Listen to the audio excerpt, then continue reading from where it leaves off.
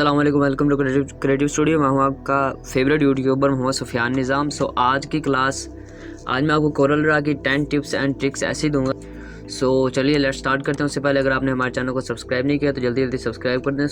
10 tips में जो मैं आपको टिप्स देने वाला हूँ आज की क्लास में, उनमें हमारे पास इफ़ेक्ट्स आ जाते हैं कि हम इस तरह के बैकग्राउंड्स, कुछ इस तरह के बैकग्राउंड्स या इस तरह के फ्रेम टाइप रेक्टेंगल शेप को इस शेप में कैसे चेंज कर सकते हैं। उसके बाद हमारे पास यहाँ पे आ जाता है कंबाइन। ये हम मतलब इस तरह का कैसे बना सकते हैं,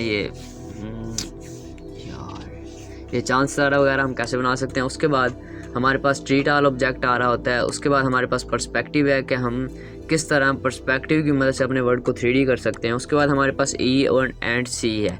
इसका ये मतलब है कि अगर हमारे पास कुछ वर्ड ऐसे उल्ट फुलट हुए पड़े हैं तो आप ये चाह रहे हैं कि ये एक ही लाइन में सीधे हो जाए, तो आपने C प्रेस करना है, ऑल को सेलेक्ट करके, तो ये एक ही लाइन में सीधे हो जाएंगे। उसके बाद हमारे पास स्मार्ट फिल टूल का मैंने आज आपको बताना है, एंड पेज का, ये हमारे पास जो पेज है। एंड आखिरी जो हमारे पास है हिंट्स का है कि अगर आपके पास हिंट्स चली गई हैं, यहाँ पे हिंट्स का एक ऑप्शन आ रहा होता है, तो आप वापस कैसे ला सकते हैं। आज की क्लास में मैंने आपको ये कुछ बताना है। अगर आपने हमारे चैनल को सब्सक्राइब नहीं किया तो जल्दी जल्दी सब्सक्राइब कर दें। तो सबसे पहले हमारे पास जो टिप नंबर 10 है वो ये है कि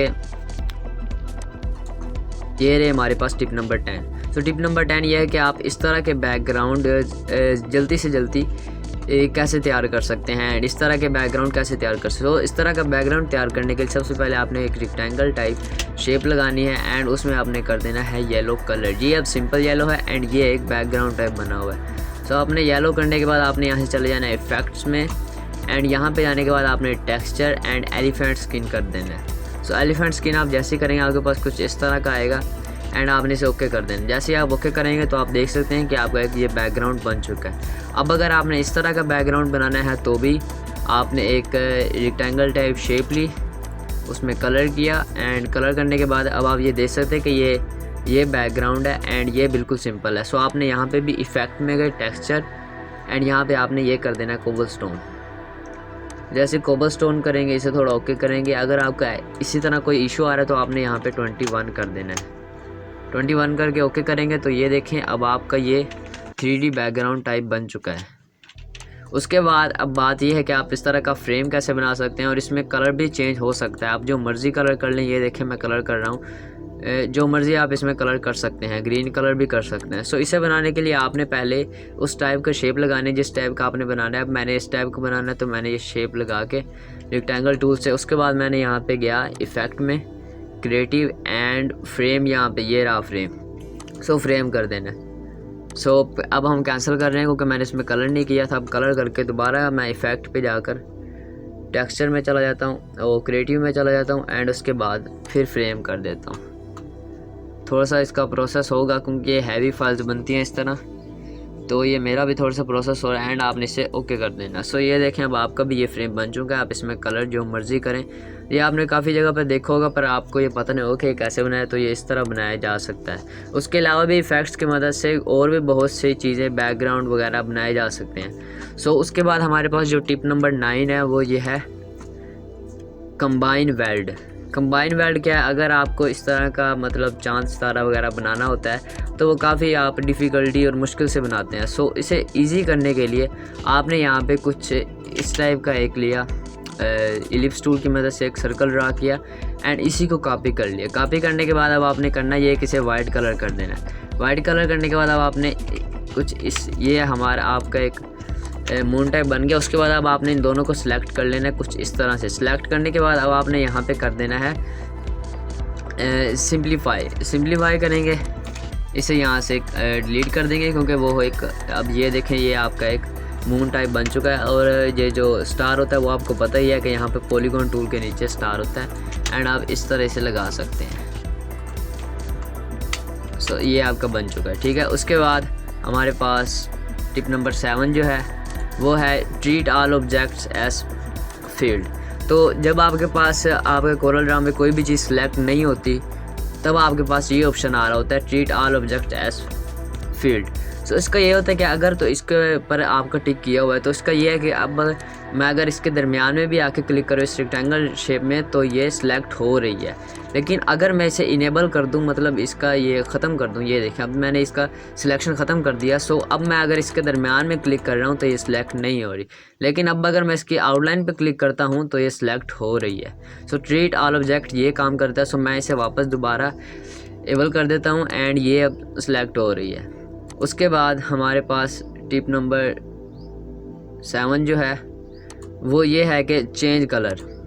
अब जैसे आपके पास कुछ इस तरह की ये बॉल्स हैं जिनके ऊपर कुछ नंबरिंग दी हुई है।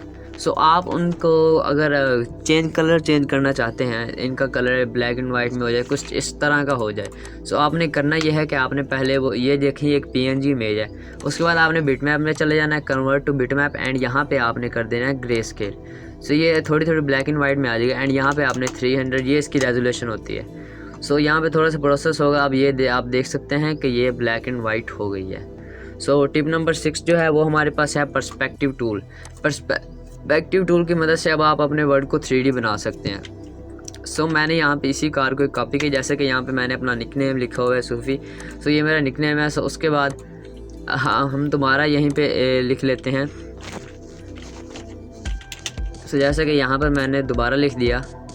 लिखने के बाद मैं इसे जो फ़ॉन्ट लगा रहा हूँ वो है इम्पैक्ट फ़ॉन्ट लगाने के बाद अब आपने यहाँ से ले लेना ग्रेडियंट टूल। उसका शॉर्टकट G है। सो मैं G से शॉर्टकट करके ग्रेडियंट टूल ले रहा हूँ एंड यहाँ पे कुछ कार्स से मिलते जुलते कलर सेलेक्ट कर रहा हूँ। जैसे कि मैंने ये कलर सेलेक्ट कर लिया, 3 कलर मैं इसके सिलेक्ट करूँगा।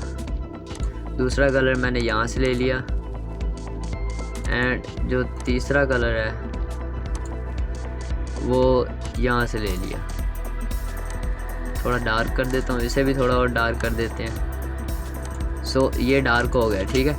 उसके बाद अब आपने करना यह है कि आपने यहाँ पे लाके अपने वर्ड को रखा। अब अगर आप सिंपल वर्ड रखते हैं तो वो कुछ इस तरह से होंगे, लेकिन अगर आप 3D में इन्हें चेंज करते हैं तो वो उस तरह हो जाएंगे जिस तरह मैंने अपने वर्ड लिखे हुए हैं। सो उन्हें करने के लिए आपने पहले यहाँ पे चले जाना है ऑब्जेक्ट में एंड ये रहा ऐड पर्सपेक्टिव।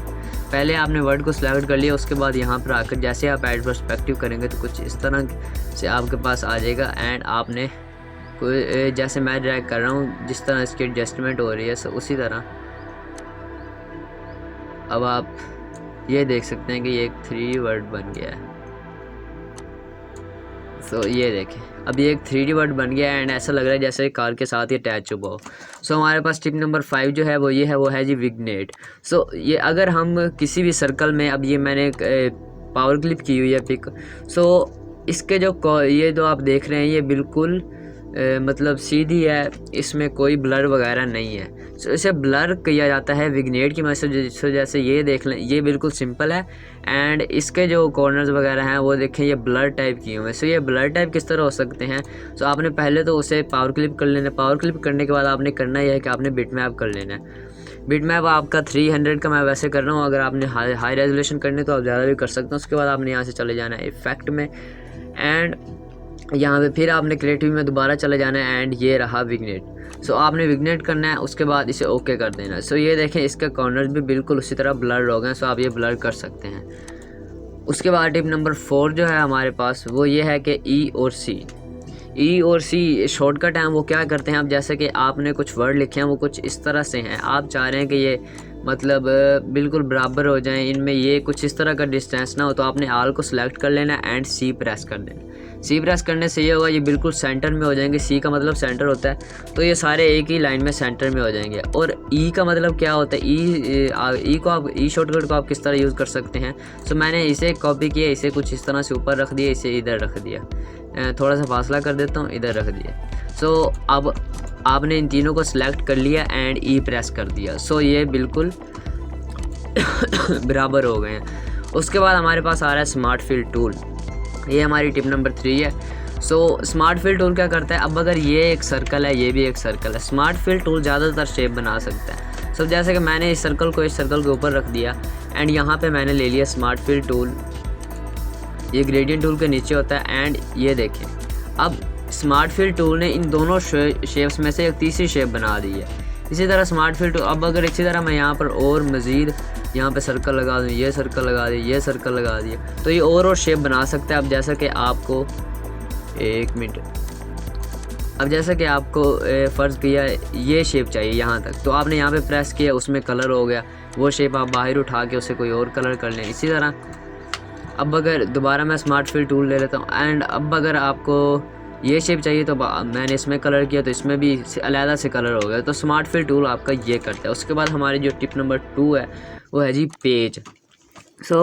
अक्सर हम वर्क वगैरह करते हैं, आपने एडोब फोटोशॉप में देखा होगा, जैसे एडोब फोटोशॉप में उसके लेयर्स होती हैं, उसी तरह ये आपको यहाँ पे एक ऑप्शन नज़र आ रहा होगा, पेज 1 आपको लिखा हुआ नज़र आ रहा होगा। मैंने एक रेक्टेंगल टूल लिया, यहाँ पे एक ड्रैग कर दिया, रेक्टेंगल टाइप शेप ड्रैग कर दी। उसके बाद अब आपको यहाँ पे पेज के साथ ही ये प्लस का निशान नज़र आ रहा होगा, आपने इस पर क्लिक कर देना है एंड ये आपका पेज 2 आ गया। अब अगर इसमें मैं एक सर्कल लगा दूँ, ये वैसे ही काम करता है जैसे आप एडोब फोटोशॉप में लेयर की मदद से काम करते हैं। यहाँ पे फिर मैंने एक और कॉपी कर दिया, ये पेज 3 आ गया। अब अगर हम पेज 2 पे क्लिक करें तो पेज 2 पे आ जाएंगे, पेज 1 पे क्लिक करें तो पेज 1 पे आ जाएंगे, पेज 3 पे क्लिक करेंगे इस पे आ जाएंगे। इसमें हमने कुछ भी नहीं किया। ये हमारा एक लेयर्स की तरह काम करता है। उसके बाद हिंट्स जब आप न्यू कोरल ड्रा इंस्टॉल करें तो आपके पास कुछ इस साइड पे ऑप्शन आता है हिंट्स का। अगर वो आपके किसी वजह से आपने ख़त्म कर दिया और अगर आप चाह रहे हैं कि आप उसे वापस लें तो आपने यहाँ से चले जाना है हेल्प में एंड यहाँ पे आपने कर देना हिंट्स। ये आपके हिंट्स वापस आ जाएंगी उसी वक्त। अब अगर आप शेप टूल सेलेक्ट कर रहे हैं तो ये आपको बताएंगे। उसके बाद अगर आप जूम टूल ले रहे हैं तो ये आपको साथ साथ हेडिंग देते रहेंगे कि जूम टूल ये काम करता है। अगर रेक्टेंगल टूल ले रहे हैं तो ये देखें साथ साथ हेडिंग देते रहेंगे। ये हमारी टिप नंबर 1 थी। आई होप आपको ये क्लास बहुत अच्छी लगी होगी।